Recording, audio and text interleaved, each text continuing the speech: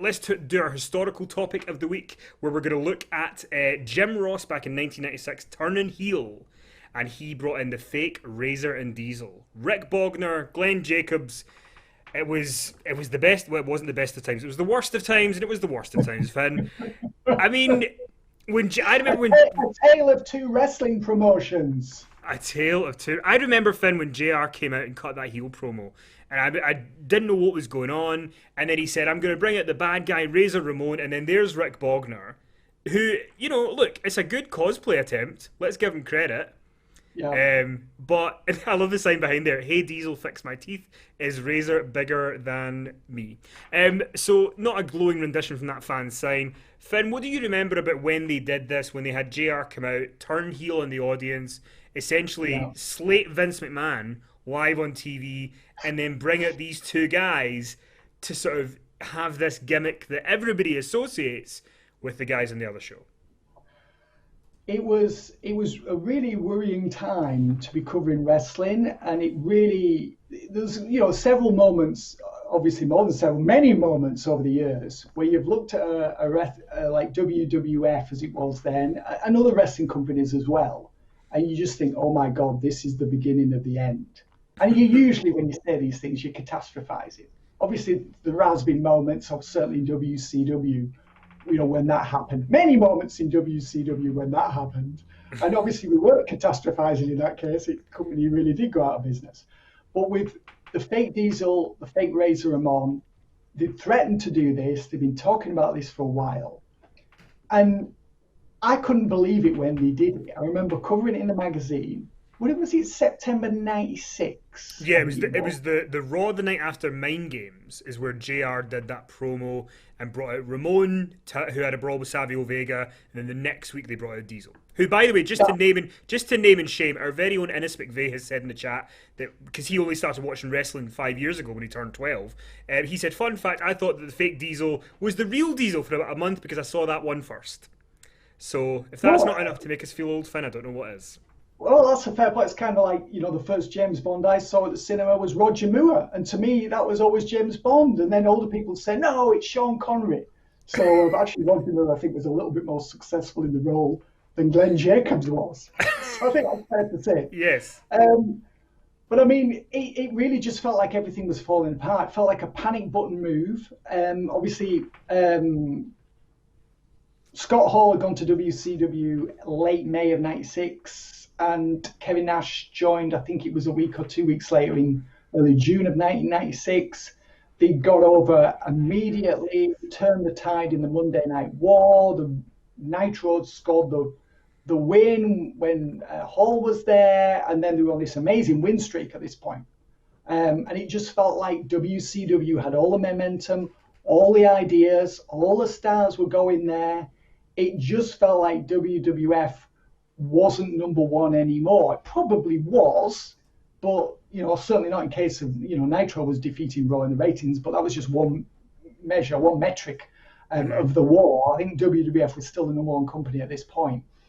But it felt when they brought in these substitutes that it was just like Vince just not accepting what was going on, and it was as if he was sitting there, the old man shouting at the clouds. I'm the star maker. No, it's me. It's not the talent. I'm the one who's there, the master of puppets or whatever. And to me, this was just evidence of that. And it just felt to me like he completely lost the plot. And I don't know anyone who thought it was a good idea. I've never read anything that Jim Ross has written about this. He must have written about it in his first autobiography, which I do have, but I haven't read that section. And I imagine that JR detested it.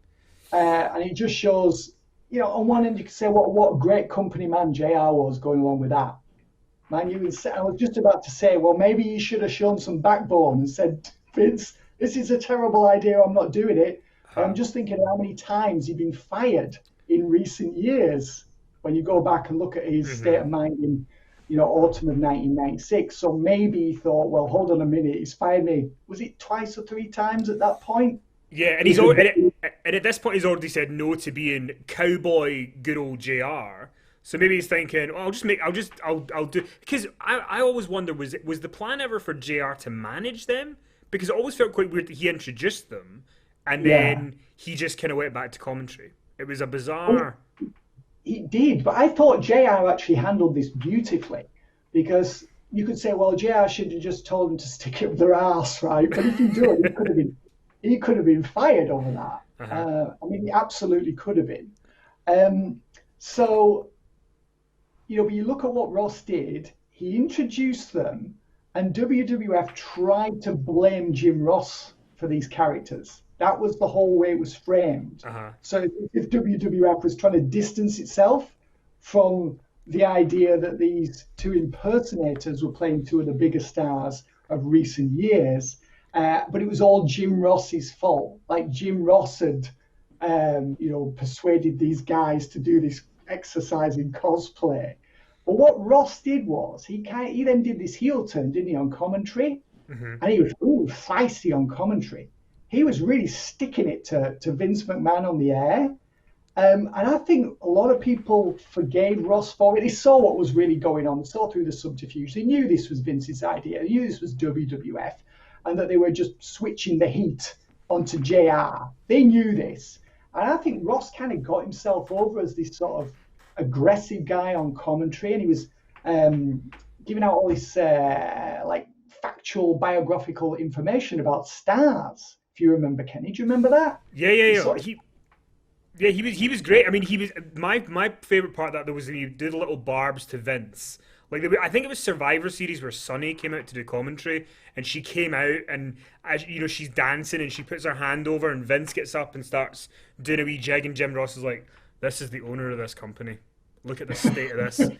And I mean, and now in the UK we didn't get Livewire yet, but they are on YouTube. So if MD's interested, go and look for those 1996 live wires because JR is the host for a few of them, and people call in, and he's just being really snarky to them and just being a complete yeah. heel the whole time. Like somebody asks him on one like, "Hey, what did you think about Hogan and Piper in the cage?" And he was like, "I fell asleep," and moves on. And he just and that's the way he is. So he was great in it. It's just unfortunate that Yeah.